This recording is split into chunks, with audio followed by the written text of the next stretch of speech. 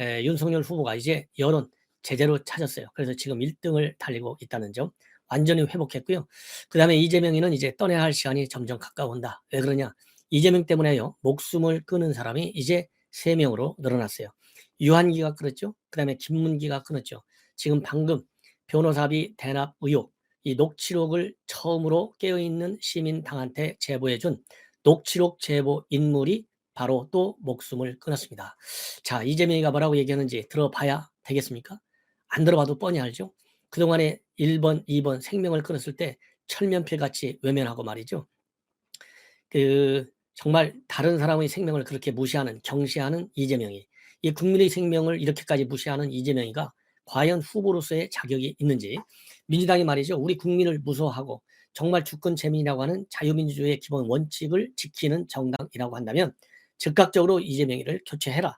이거는 후보 자격이 없을 뿐만 아니라 인간으로서의 기본적 가치마저도 가지고 있는 사람인지, 전과 사보 모범이 문제가 아니라요.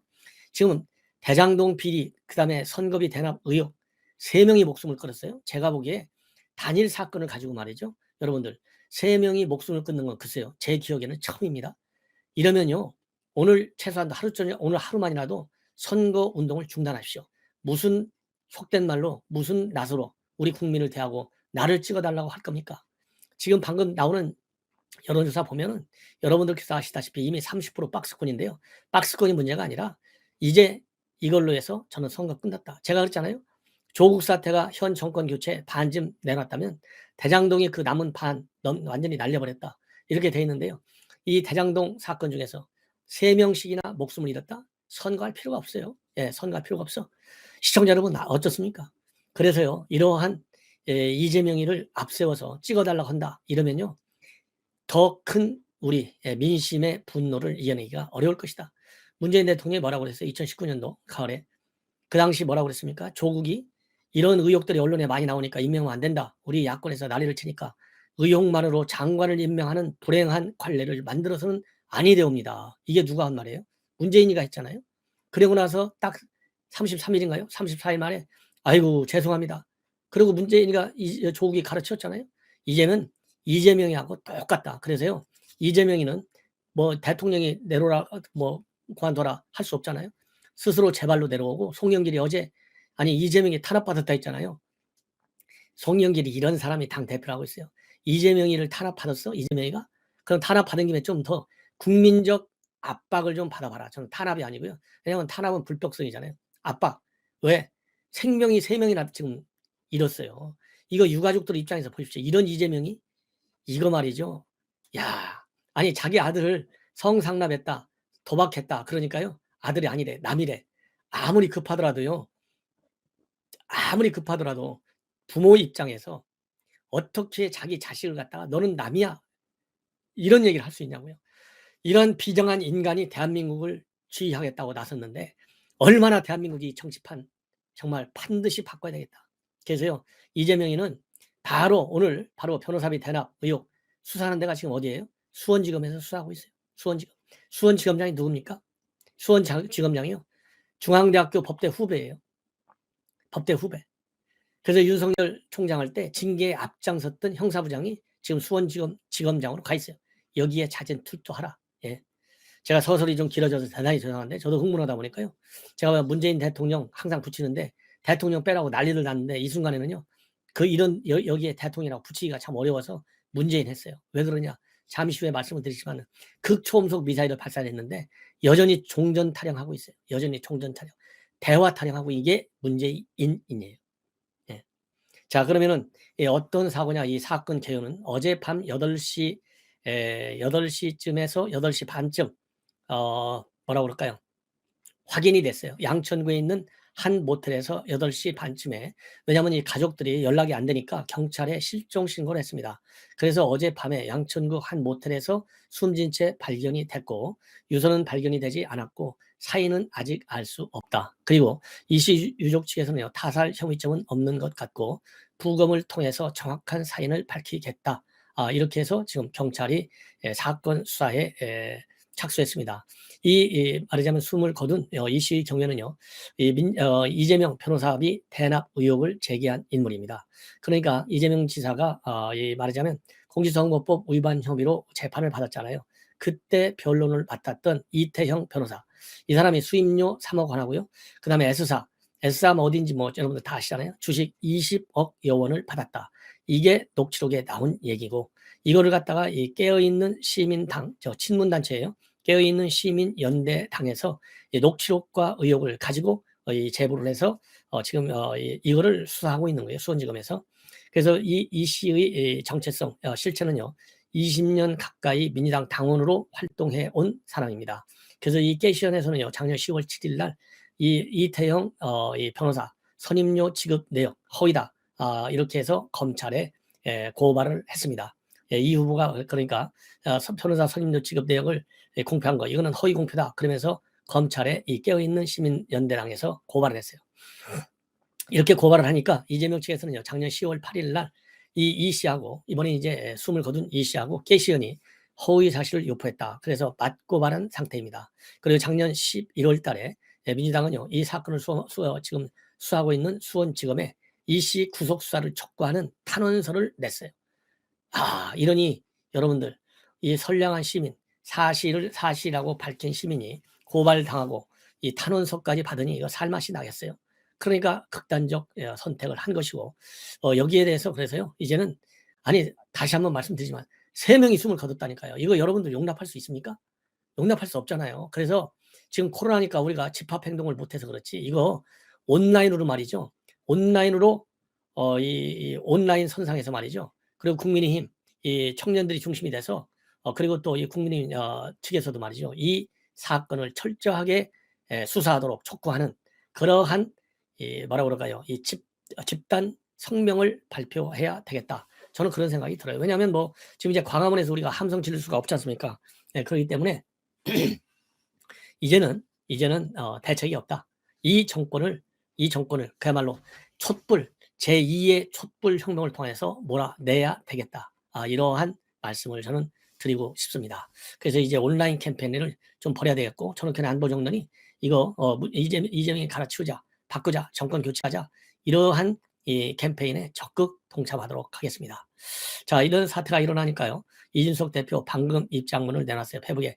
자, 지켜보고 분노하자. 왜 이렇게 안타까운 일이 자꾸 일어나는지 모르겠다. 이재명 후보가 이분에 대해서는 어떤 말씀을 하실지 기대도 안 한다. 자, 저번에도요, 유한기, 김문기 씨 죽었을 때도요, 뭐 거의 반나절이 지나서야 이재명이가 입장을 내놨어요. 그리고 민주당도 거의 또 뭐 대여섯 시간이 지나서야 입장을 내놨어요. 선대위도 마찬가지. 자, 이번에는 과연 어느 정도 시간이 지나서 어느 내용으로 입장문을 내놓을지, 그 뻔뻔스러움의 극치가 어디까지 갈지 한번 지켜봐야 되겠습니다. 자, 이런 가운데 또 이 홍준표 의원도 말이죠, 이 한마디 입장을 내놨습니다. 자, 또 죽어 나갔습니다. 자살인지 자살 위장 타살인지 모를 이재명 후보 관련 사건의 주요 증인이 또 죽었습니다. 우연치고는 참 기이한 우연의 연속입니다. 대장동 관련 2명에 이어 이번에는 소송비용 대납 관련 1명까지 의문의 죽음이 또 발견되었습니다. 영화나 드라마에서나 있을 법한 조폭, 연쇄 죽음은 아닌지 이번에는 철저하게 조사해야 할 것입니다. 무서운 세상이 되어갑니다. 자, 이 정도면 뭐 여러분들 이제 대충 짐작하시겠죠? 유한기, 그 다음에 김문기, 먼 산 바라보듯이 제3자 입장에서 한마디 흘린 이재명. 자, 이번에는 인간다운 그야말로 조의도 표하고요. 그리고 이 정치적인 선택도 하기 바랍니다. 시청자 여러분, 절대 분노하지 않을 수 없지 않습니까? 예. 자, 이번에는요, 또 분노할 수 있는 제2탄, 바로 북한의 극초음속 미사일 발사와 관련된 건데, 결국 어제 발사했으니까요, 꼭 하루가 지나면 북한이 이제 내용을 발표해요. 내용 발표를 보면 얼마나 문재인 정권이 바보 취급을 받는지 알 수가 있어요. 예, 참 우리 국민들, 이 문재인 대통령 한 사람 때문에 국민이 바보 취급받고 김정은한테 이렇게 무시당하고 어떻게 하겠습니까? 딱 답은 하나, 정권 교체밖에 없다.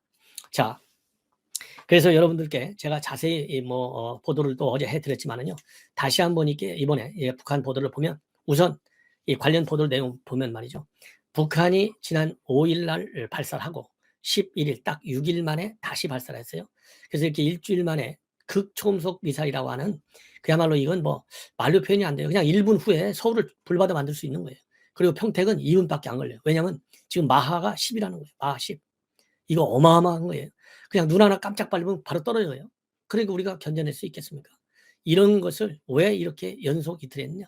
바로 문재인 대통령의 잘못된 판단 때문에. 왜? 극초음속 미사일을 발사했는데 대한민국 국방부가 이거 극초음속 아니야? 이런 거는 극초음속이라고 부르는 게 아니야. 국민을 기만했어요. 예, 국민 기만한 게 아니라 그뿐만 아니고 김정은 입장에서는 내가 지금 국방력 개발, 국방력 발전 5개년 계획 위해서 하나씩 첨단 이 핵미사일 고도화 작업을 하고 있는데 얼마나 많은 군사 기술적 진전이 있었는데 뭐 기술이 극초음속 이 개발할 능력이 안 된다고 괘씸죄에 걸린 거예요. 그러니까 일정을 굉장히 땡겨서 발표했다. 이게 하나고요. 그 다음에는 지금 두 번째로는 말이죠.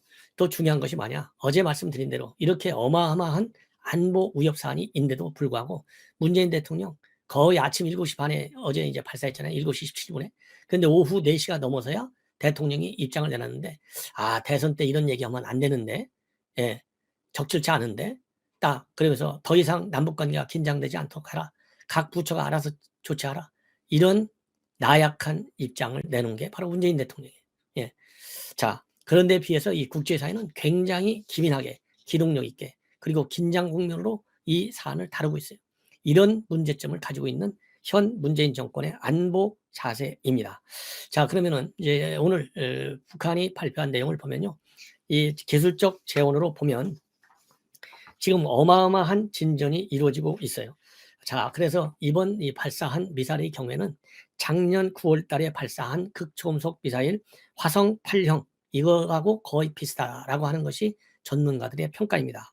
그래서 이 기술 진전이 어느 정도 있었냐면은 그 당시에는 마하가 3인데 이번 거는 마하 10 정도에 이를 정도가 되고요. 비행거리도 그 당시에는 200km였었는데 이번에는 어제까지 우리 정부 당국에서 발표하는 이 내용을 보면 한 700km 내외로 돼 있었잖아요. 그게 아니에요. 1000km 정도 달한다. 그래서 5배나 더 늘려놨어요. 자, 이 정도가 되면 어마어마한 기술적 진전이 이루어진 겁니다. 그래서 이번 발사에는 지난 5일 날 발사할 때는 김정은이가 직접 현장에 나오지 않았는데 이번에는 직접 현장 참관을 했습니다. 자, 그래서 조금 전에 북한의 조선중앙통신이 발표한 내용 여러분들께 인용해서 보도를 해드리겠습니다. 자, 그러면 이 무기가 얼마나 어마어마한 첨단 무기 미사일인지. 자, 김정은 동지가 1월 11일 국방과학원에서 진행한 극초음속 미사일 시험 발사를 참관했다. 극초음속 미사일 시험 발사에서 연속 성공했다.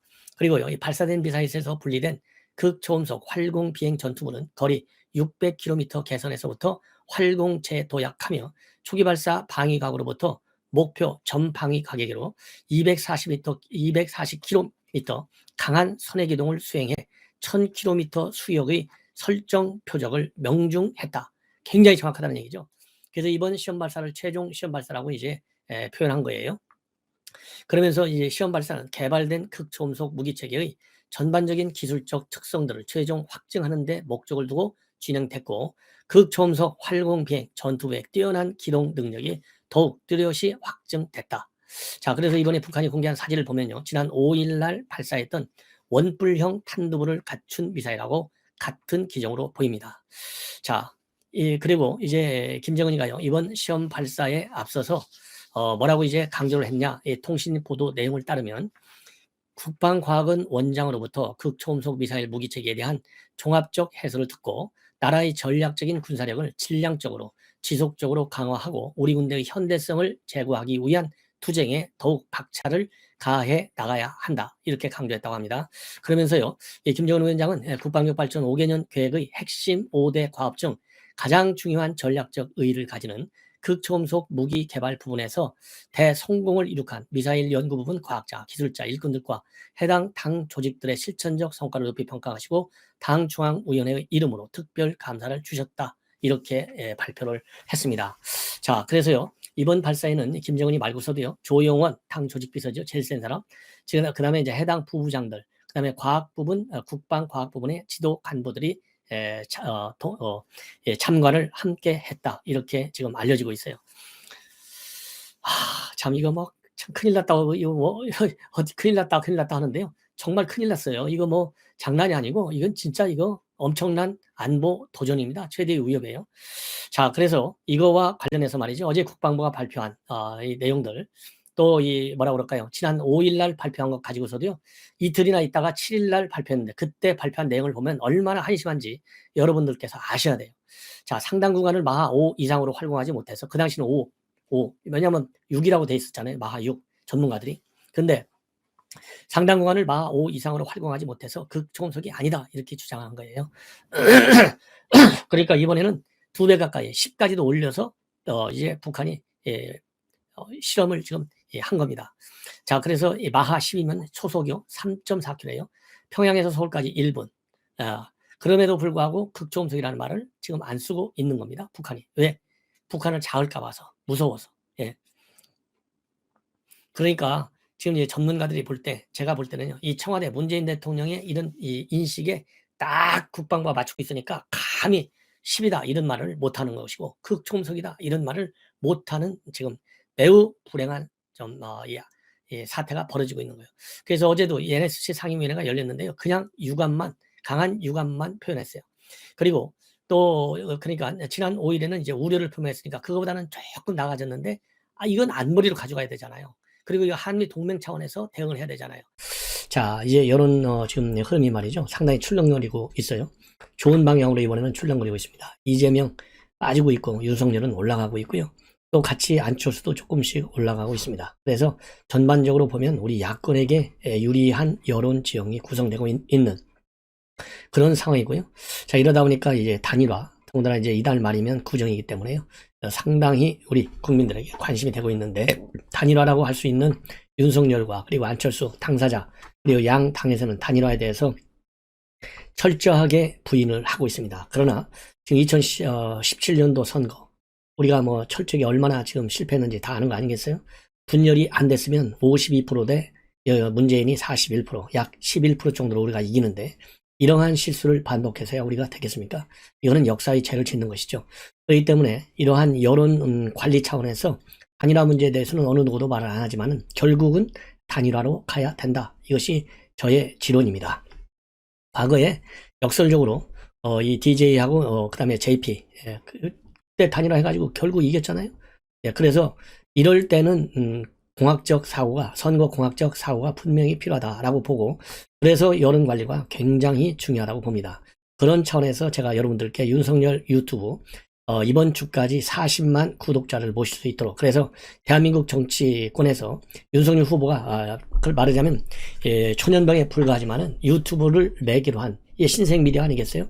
2030 세대와의 소통을 늘리는 하나의 중요한 채널로 활용할 수 있도록 적극적으로 좀 도와주십사 말씀을 드리고 그래서 이제 구정 전까지 제 계획은요 윤석열 후보의 유튜브로 이걸 50만 구독자를 모시는 대형 방송으로 만들고 싶고 저는 지금 현재 간신히 여러분들 덕분으로 지금 28만이 됐는데요 이달 말 구정 때까지 80만 한 2만 정도 여러분들 조금만 도와주시면 될 것 같아요. 그래서 적극적으로 제가 캠페인 여러분들의 동참을 호소하고 있습니다. 자, 그래서 이번 시간에는 이 안철수 후보가 뭐라고 얘기하고 있는지 이런 단일화 문제와 여론 그리고 이제 오늘 프레스센터에서 기자회견을 가졌어요. 기자협회하고 상당히 중요한 발언들이 많이 나왔고 그 다음에 이준석 여전히 안철수는 이건 뭐 그야말로 금방내 빠진다 일장춘몽이다 이렇게 혹평을 해놓고 있고요. 홍준표 의원은 홍준표답게 역시 양비론에서 내 말이 옳다. 역시 이 홍준표 이 발언은 말이죠. 상당히 날카로우면서도 지나치게 양비론적으로 과연 홍준표 의원의 소속이 국민의힘인지 아니면 무소속인지 헷갈릴 정도로 발언이 초지일관 양비론으로 흐르고 있어요. 자, 이것도 뭐 이번 주에 윤석열 후보하고 홍준표가 만난다고 하니까 어떻게든지 새로운 이 변환의 모멘텀을 두 분이서 같이 만들어야 되겠다. 그것이 현 시대적 상황이 요구하는 홍준표의 역할이 아닌가 저는 그런 생각이 듭니다. 자, 이번 시간에 그리고 말이죠. 마지막으로 하나 여러분들 충북동지에 뭐 이 간첩 정책이죠. 지하막 이 간첩 조직에서 그동안에 2년 전에 2020년도 이때 2019년도 이때부터 이제 북한과 지속적으로 말하자면 지령을 받아왔어요. 이런 지령을 받아왔는데 그 지령을 보면 결국은 이 윤석열 후보와 관련해서도 직접 나왔습니다. 즉 보수 부활을 막아라. 그래서 이미 오늘 또 윤석열 후보에 대해서 그리고 안철수 그다음에 이런 분에 대해서 얘기를 했지만요. 북한이 입장을 냈지만은 다시 이미 이 지하 간첩망을 통해서 북한이 지령을 내놨다. 선동 지령을. 이러한 엄중한 사실을 여러분들께서 잊지 마시고요. 그래서 오늘 이 북한이 말이죠. 미사일 발사를 했는데 이 미사일 발사가 그냥 평상시에 단순한 도발과는 성격을 달리하는 선거 개입, 상당히 강수로 선거 개입을 하겠다고 하는 김정은이의 의도가 분명히 밝혀진 것이다. 이런 점에서 우리 그야말로 정권 교체를 희망하는, 그리고 꼭 실현하려고 하는 우리 야권 국민들은요, 하나로 결집을 해야 된다. 이런 말씀을 드립니다. 먼저요, KBS가 한국리서치, 이거 한국리서치면요, 한국의 대표적인 여론기관인데 완전히 친여 성향이에요. 정부 여권의 이 프로젝트 제일 많이 받아먹는 데가 한국리서치니까 여러분들 KBS 그렇죠. 한국리서치 이거 뻔할 뻔짜예요. 자, 어쨌든지 간에 그래도 우리가 좋든 싫든 간에 우리가 냉정하게 받아들여 가지고요, 그야말로 어떤 경우에도 이번엔 실수 없이 정권 교체를 이뤄내야 됩니다. 자, 지난 7일에서 9일 7, 8, 9 3일간 20대 30대 딱 18살 이상 39살 이하 유권자 1000명 대상으로 전화 면접을 했어요. 그래서 이거를 지금 발표를 했는데 응답률은요 13.2%입니다. 죄송합니다. 자, 이거를 말이죠. 여러분들께 쭉 보도해드리면 우선 2030입니다. 대상이 2030. 이재명이가 27.7, 안철수가 20.2, 그리고 윤석열 16.2입니다. 그리고 심상정 5.5예요. 이거를 한 달 전인 12월 20일, 한 달 전이 조금 안 되네. 한 열흘 빠지는데 한 20여일 전하고 비교해 보면요.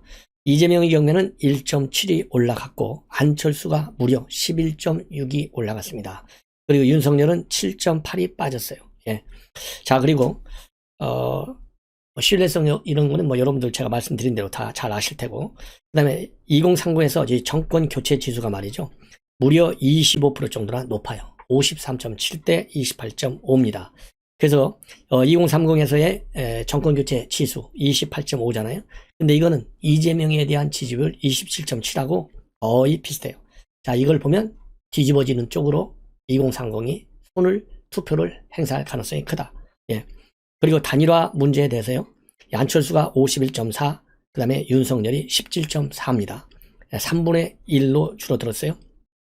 그 다음에 2030들이 투표할 때 어떤 요인을 가장 중시하느냐, 결정적 요인으로서 가장 중요한 것은요, 정책과 공약입니다. 거의 절반이에요. 41.1. 그리고 후보의 능력은 29.6입니다. 그리고 그 다음에 도덕성 이런 거는요 16.8. 그 다음에는 정당은 7.6밖에 보지 않고 가족이라든가 주변 인물들은요 거의 무시합니다. 0.8. 자, 그래서 이걸 보면 사실상 우리 윤석열 후보에게 중요한 결정 요인 순서가 되겠다. 저는 그렇게 판단이 되는데, 그럼에도 불구하고 말이죠, 이렇게 지지율 실질적으로 나타난 지지율을 보면 16.2밖에 되지 않아요. 그래서 이재명하고는 한 11%, 그리고 안철수하고는 4% 차이로 뒤로 밀리고 있는데, 이 원인은 아직도 2030과의 소통, 그리고 2030을 대상으로 한 맞춤형 홍보가 지금 아직 빈약한 것이 아니냐, 저는 그런 판단이 듭니다. 자, 그리고 이 토론이 후보를 뽑는데 어떤 영향을 줄 것이냐, 굉장히 많이 주는 걸로 되어 있어요. 78.8%입니다. 자, 그리고 청년들은 어디에 제일 큰 문제를 가지고 있느냐, 관심을 가지고 있느냐. 첫 번째가 주거, 즉 부동산 문제예요. 37.2%고, 그 다음에가 일자리 문제입니다. 34.6%. 그 다음에 결혼, 출산, 육아 이런 문제가 15.4%입니다. 그래서 우리 윤석열 후보도요, 이 주거 문제, 그래서 청년주택 이런 거 굉장히 좋은 아이디어를 내고 있고, 그 다음에 결혼, 애기 나면 100만 원 준다 딱 되어 있고요. 일자리 창출 마찬가지입니다. 그래서 이런 청년들이 가지고 있는 우선적 관심사에 대한 윤석열 후보의 공약, 이 제시가 적기에 제대로 이루어지도록 선대위에서는 각별한 노력을 해야 되는 것이 아니겠느냐, 이런 제가 이 말씀을 드리고 싶고, 자, 그 다음에는 이번 여론조사의 상황적 특징으로는 말이죠, 이 화해한 직후에 있었다. 7, 8, 9, 3일이니까요. 그 다음에 여가부를 폐지하자. 이게 젊은이들한테 굉장히 좋은 반응을 얻었잖아요. 이게 7일날 있었어요. 그 다음에 8일날은 뭐가 있었느냐, 정용진과의 멸공 릴레이가 있었어요. 그렇기 때문에 우리 윤 후보에게 비교적 유리한 여론 분위기가 있을 때 이 조사가 이루어졌다는 점 참고할 필요가 있는 것 같습니다. 자, 그런데 참고적으로 말이죠, 지금 여기에서는 이제 지금 윤석열 후보가 어쨌든 간에 3등으로 되어 있잖아요. 근데 YTN이 지난 1월 3일하고 4일 이틀간 조사한 내용에 따르면은 이재명이가 33.4, 윤석열이 18.4, 그리고 안철수가 19.1, 심상정 7.5가 되어 있습니다. 자, 이렇게 해서 전반적으로 보면요, 2030에서는 우리 윤석열 후보가 한 3등 정도로 조금 많이 밀려나 있는데, 이거를 빠른 시간 안에 올리는 작업을 굉장히 뭐라고 그럴까요? 이 속도감 있게 해야 되겠다라는 말씀을 드리고 싶고, 자, 또 2030 지지율을 보면요, 요즘 나온 지지율을 보면 여러 조사마다 이제 들락날락해요. 어느 조사에서는 우리 윤 후보가 한 16.8% 앞서는 게 있고, 어느 조사에서는 이재명이가 11.5% 앞서는 게 있습니다. 그래서 지금 일방적으로 전반적인 분위기는 우리 윤석열 후보에게 유리한 그런 지형이 형성되고 있는 것은 맞아요. 그래서 여론의 환경이 우호적으로 바뀌는 것은 맞는데, 지금 안도할 상황은 아니다. 더 많은 노력이 필요하다. 이것이 이제 저의 주장입니다. 자, 그러면은요, 지금 현재 몸값이 굉장히 뛰어오른 안철수 후보가 오늘 한국기자협회 주최로 열린 프레스센터에서의 토론회에서 여러 가지 중요한 이슈에 대해서 얘기를 했어요. 그래서 그 입장을 여러분께 말씀을 드렸는데, 우선 단일화 이건 없다. 예, 단일화는 일체 없다. 그러면서 만약에 이제 집권 시 소수 정당으로 국정 운영이 굉장히 힘들 텐데 어떻게 된 거냐? 그러니까 마크롱 이 프랑스 대통령 모델을 예로 들면서 진영과 관계없이 각 분야의 최고의 인재를 등용하겠다. 그리고 이 병사 월급 200만 원 주는 거는 이건 포퓰리즘 공약이고 4대 연금은 통합하겠다. 이런 입장을 내놨습니다. 자, 그리고요, 또 이 단일화 이 조건에 대해서도 생각해 본 적이 없고, 단일화 없이 끝까지 완주한다. 그리고 공동정부론에 대해서는 현실적이지 않다. 예. 자, 그래서 정권 교체를 원하는 국민 통합 내각으로 만드는 것이 옳은 방향이다. 그래서 이제 이 마크롱도 진보 보수 따지지 않고 최고의 인재를 썼다 이거죠. 그래서 70년간 거치지 못했던 불란서 병 노동 개혁을 완수했다 이렇게 하고, 그다음에 이제 여기 안철수 후보도요, 윤석열과 이재명에 대해서는 양비론적으로 비판을 하고 있습니다. 그리고요, 또 문재인 정권의 말하자면 부동산 정책 완전히 실패했고, 본인이 당선되면 5년간 250만 호 주택을 공급하겠고, 그리고 이 집 없는 청년이나 장기간 무주택자를 위해서는 집값의 80%까지 대출이 가능한 45년 초장기 주택담보 대출 제도를 만들겠다. 이런 입장을 내놨습니다. 그리고 탈원전 정책 기조, 이거는 잘못된 것이다. 그래서 특히 신재생 에너지는 우리 지정학적 여건상 효율이 낮다.